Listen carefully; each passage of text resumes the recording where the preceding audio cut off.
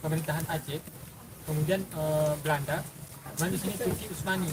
Dan ketika pada masa itu dalam buku tersebut pemerintah Aceh sudah tidak mampu melawan agresi militer yang menyerang Aceh ini terus, kemudian pemerintah Aceh berinisiatif untuk mengirim sebuah diplomat yang namanya di situ disebutkan Husain Effendi pada masa pemerintahan Sultan Iskandar Muda kalau tidak salah, atau Sultan Ali Mughayat Shah, iya Pak, itu yang jelasnya. Beliau ini mengirim petisi yang dibawa oleh diplomat yang bernama Husain Effendi ke Turki Utsmani. Pada masa itu di Turki Utsmani Sultan siapa namanya? Abdul Hamid II, masalah yang masih bukan Abdul Hamid.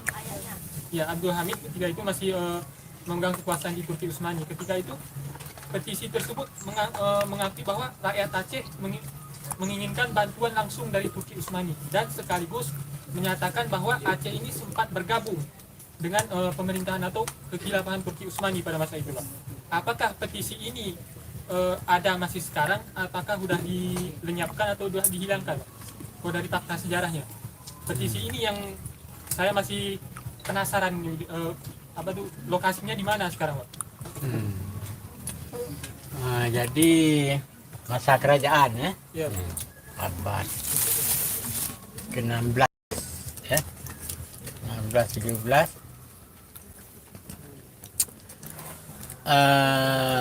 bahwa Aceh minta bantuan Turki. Kalau kita baca sejarah Aceh secara tuntas, memang dari berdirinya saja, dari berdiri sampai ke ujung. Ya. Jadi masa Sultan Ali Mughayat Shah masih disimpan bukti oleh Turki, ya, masih ada. Kemudian berkali lagi masa-masa Sultan sudahnya, misalnya pada masa Sultan Mansur Shah itu dikirim surat 3 kali, 2 kali nggak sampai, padahal hadiah dari Sultan sangat banyak, disebut satu persatu pada surat yang terakhir yang sampai ke Sultan Turki, ya. Kenapa tidak sampai? Karena dikirim pun pada teman penjajah, ya. Ada yang dikirim surat pada kapal Amerika. Jadi surat hilang, hadiah-hadiah pada Sultan Turki hilang. Ya. Surat kedua kepada kapal Italia. Ya. Itu juga hilang.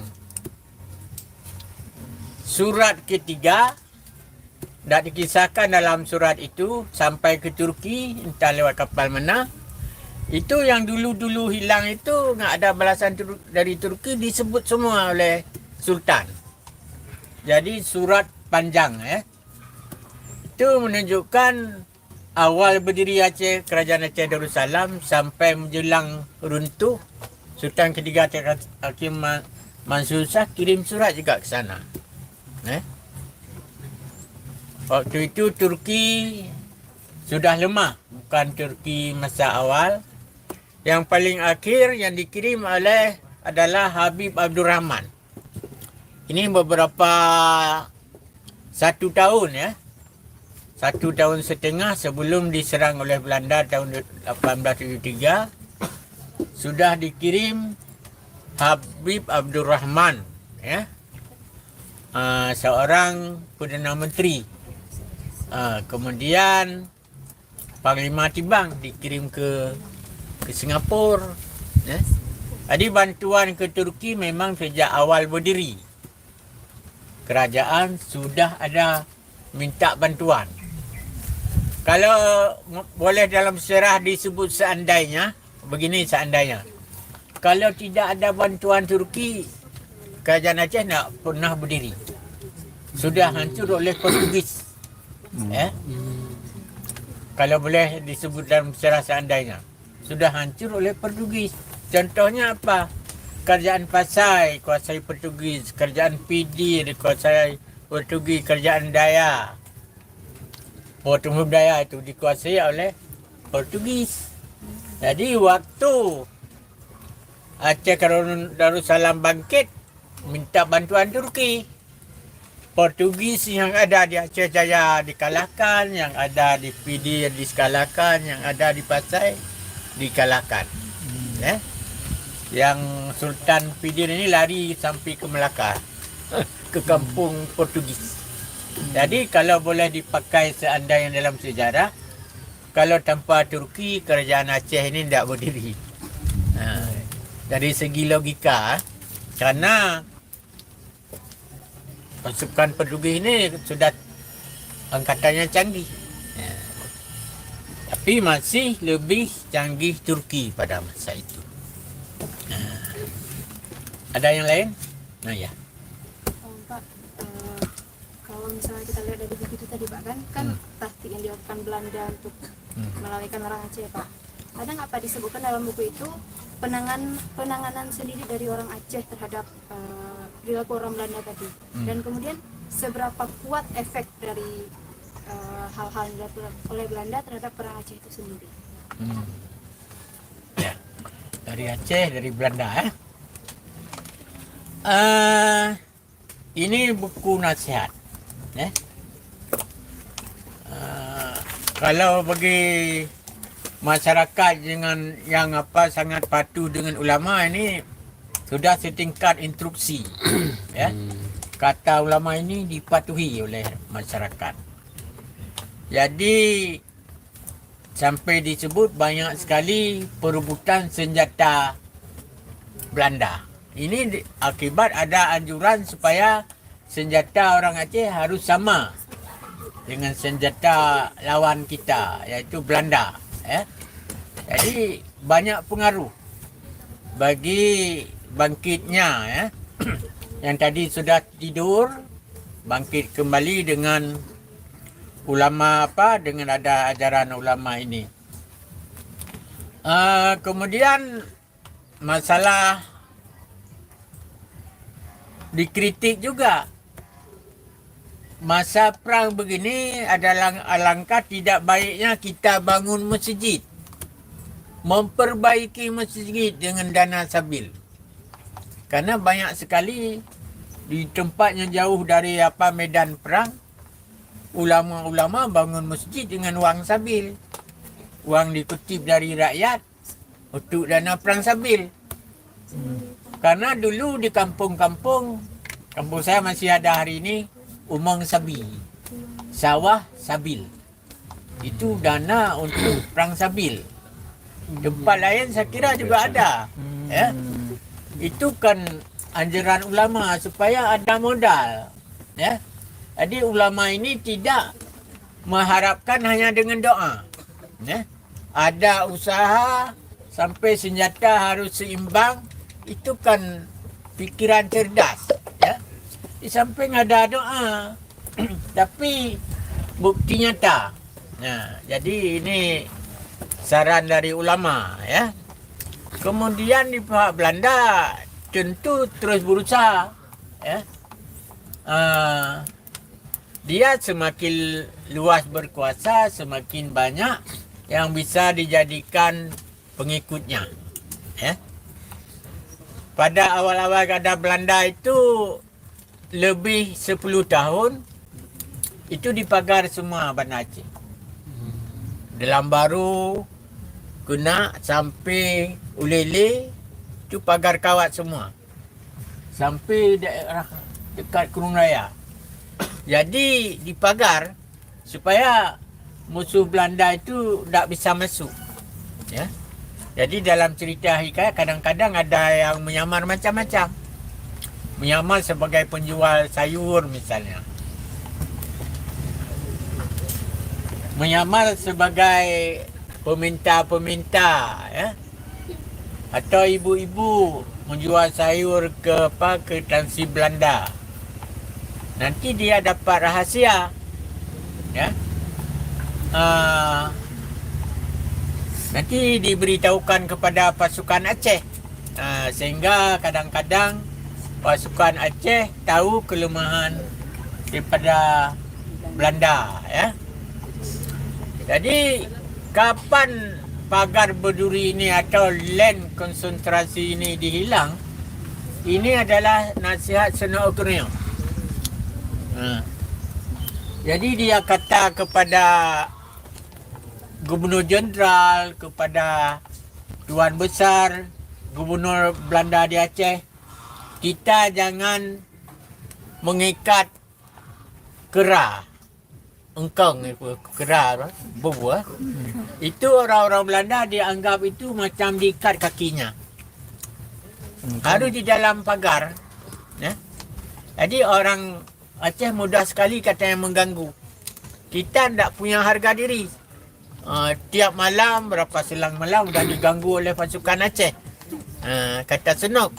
Jadi buka semua, bongkar semua pagar. Kejar orang Aceh. Nah, ini akal dari Senok. Padahal sudah lebih 10 tahun berpagar dia. Di samping pagar itu dibuat rel kereta api untuk operasi Belanda, pasukan. Jadi di dalam tapi. Jadi waktu rel kereta api sudah kereta api sudah pergi, orang Aceh masuk lagi lewat belakang. Jadi itu salah satu nasihat Belanda ya. Jadi upaya Belanda ini banyak sekali ya. Dia terus berusaha sampai ada saran Senok yang harus dipatuhi. Pertama, jangan berhubungan lagi dengan Sultan Aceh yang ada di Kemala. Ya. Karena Sultan itu tidak ada peran pada rakyat. Tidak ada pengaruh pada rakyat. Saran kedua, terhadap orang Aceh yang melawan itu harus dikejar kemana-mana. Jangan berhenti sampai dia tewas. Itu nasihat Senok juga. Kemudian ulama-ulama yang keras ini harus dihabiskan. Karena yang melawan ini ulama besar sekali pengaruh pada rakyat. Jadi ulama yang sudah menyerah harus ditampung, diberi penghargaan, diberi kemewahan hidup, dimuliakan. Tapi ulama yang keras harus benar-benar dihancurkan. Ini diperbuat oleh Jenderal Parhut. Ya? Atau diasingkan. Diasingkan. Sebelumnya waktu itu belum ada asing, belum pengasingan di Aceh, dibunuh. Waktu sudah berkuasa dia diasingkan banyak. Itu perang-perang kecil. Mau bunuh Belanda sedang mau ke Tansi, datang Nungku Amin orang daerah saya ya. Pegang satu tembak, dilempar tembak. Tombak. Besoknya sudah ditangkap, diasingkan ke Betawi. Jadi yang diasingkan sudah betul-betul aman. Ada gerakan-gerakan kecil. Nanti kadu-dudu yang pun awal bunuh semua yang melawan. Itu pasukan khusus berbulan-bulan dalam hutan. Panhus. Jadi dia yang bunuh orang Aceh sangat banyak. Ya. Yang foto-foto ya, anak gayo deh. Anak-anak selamat satu ya. Yang Panhut kan sampai ke Bulaman Gayo. Alas deh. Jadi habis-habisan dikejar karena yang melawan itu tidak boleh berdamai dengan orang melawan. Berarti di wilayah selain dari Aceh, Banda Aceh dan Aceh, yang pernah jelaskan lah manuskripnya. Ini lebih ke batas Aceh besar. Jadi yang jarang ditulis dalam buku bahwa bantuan dari pedalaman banyak. Dari Cakingon, dari mana-mana dikirim bantuan kepada Aceh. Itu jarang dicatat. Tapi di Sigli ada perang Sigli dengan Belanda, tercatat ada 2 benteng asal orang Gayo. Kuta Runtuh, Kuta Cipete, entah kota apa, itu semua orang Gayo. Jadi waktu dikalahkan, ini cerita orang-orang tua. Ibu saya berkali-kali menceritakan Kuta Runtuh Hurung Gayo ya. Jadi sudah bisa dikalahkan, orang sudah berkumpul dalam benteng semua, dipakai kuda. Tarik. Ditarik dengan kuda. Apa tiang-tiang itu ditarik dengan kuda, berpuluh-puluh kuda. Dapat terbongkar itu benteng. Jadi dibunuh habis semua. Ini kuda Belanda yang dari. Pasukan Belanda. Tarik kalau tarik. Kuta Runtuh sabale kuta apa tabah di Sigli ya. Tempat-tempatnya hanya saya cari ya. Sebenarnya lagi kamu kulitan lapangannya berumpat. Ya, Tarik. orang ada. Tarik. Yang tam dia aku tarik. Di Aceh Tengah. Saya dengar. Ini yang Tinggal di di Sigli. Minero kan Ini tarik. Kan kampung ya.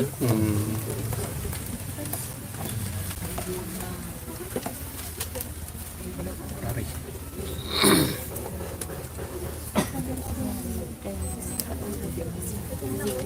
Jik dah ni ko. Ya. Ya kapona.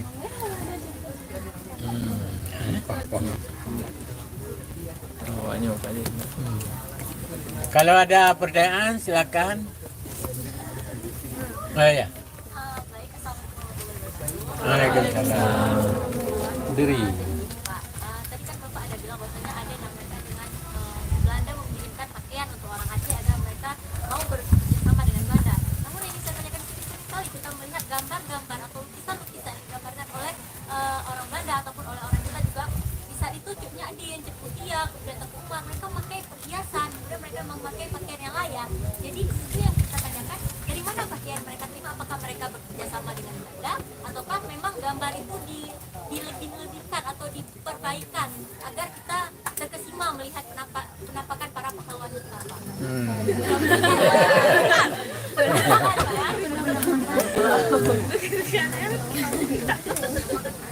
Ini kalau buku ini, kitab Tadkirat Rakidin, dia lebih menjelaskan pada awal kedatangan Belanda.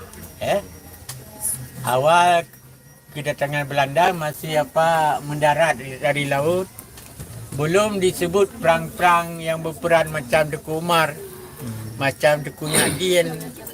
Itu sudah 20 tahun kemudian. Jadi di luar dari karangan dalam kitab ini. Bagaimana, kenapa orang-orang tokoh-tokoh Aceh pakaiannya bagus? Perlu diketahui bahawa zaman itu kita sudah banyak hubungan luar negeri. Pulau Pinang sudah mulai dibangun Inggris. Singapura sudah dibangun Inggris 1819. Jadi masalah pakaian bukanlah bagi Aceh sebagai daerah perdagangan, bukan hal asing. Tapi yang diberi pakaian tadi lebih ke orang-orang kampung yang hanya pakai baju satu helai setahun. Tapi kalau orang-orang kaya, orang-orang bangsawan, mereka punya saudagar yang pergi Pulau Pinang. Macam Tuku Umar itu sebagai pahlawan juga saudagar. Jadi punya harta yang banyak. Jadi yang diberi pakaian oleh Belanda pada awal kedatangannya bukanlah orang-orang kaya, bukanlah hulu balang, tapi rakyat kampung yang tidak pernah melihat memakai pakaian yang bagus-bagus. Jadi itulah sebabnya orang-orang yang disogok dengan pakaian ini terpengaruh, diambil hati oleh orang Belanda. Ada yang lain? Silakan.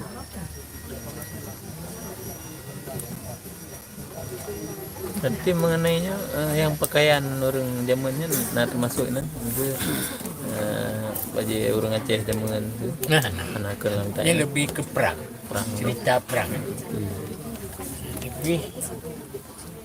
Ini dalam manuskrip Ini tak kira akhir. kan yang baju ya. Yan manuskrip lagi nyo lagi ngalung pegahba WA-nya Ya.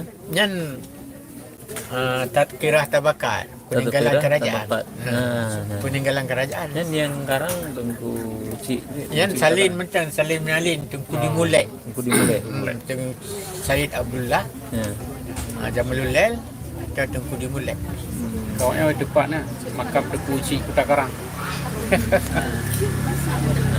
Nah, nampaknya. Tengku Cik Kuta Karang bersisian makamnya di samping Tengku Cik Kan'en. Ada informasi bahwa Tengku Cik Kuta Karang ini adalah jebolan dari pesantren Tengku Cik Kan'en. Peneen atau Kan'an. Tapi Tony beda. Jauh, memang jauh. Nah, Nomor 7 sebelum sekadar muda yang kecil bikin Tengku Cik Kan'en. Sebelum terbentuknya kerajaan. Ini alhamdulillah sudah jam 6 ya. Ternyata Bapak Nabhani tidak hadir ya. Rapat mungkin di sana sampai setengah 7 ya. Majlis adat Aceh ya. Banyak hal yang dibahas ya. Jadi kita sudah batal dengan Bapak Nabhani, tapi insya-Allah saya akan mengusahakan kembali mengundang beliau pada waktu-waktu yang lain dengan syarat manajemen lillahi ta'ala. Maksudnya tidak ada sedekah dari kita, tidak ada amplop dari kita ya. Jadi saya sudah saya ajak Dr. Husani kemarin beliau mau ada Profesor Habib Amiruddin. September tak sempat, nanti insyaAllah Oktober banyak ya, ada Profesor Misri. Jadi banyak profesor yang sudah saya ajak. Saya langsung bilang manajemen lillahi ta'ala ya. Dengan demikian saya tutup. Assalamualaikum warahmatullahi wabarakatuh. Waalaikumsalam. Terima kasih.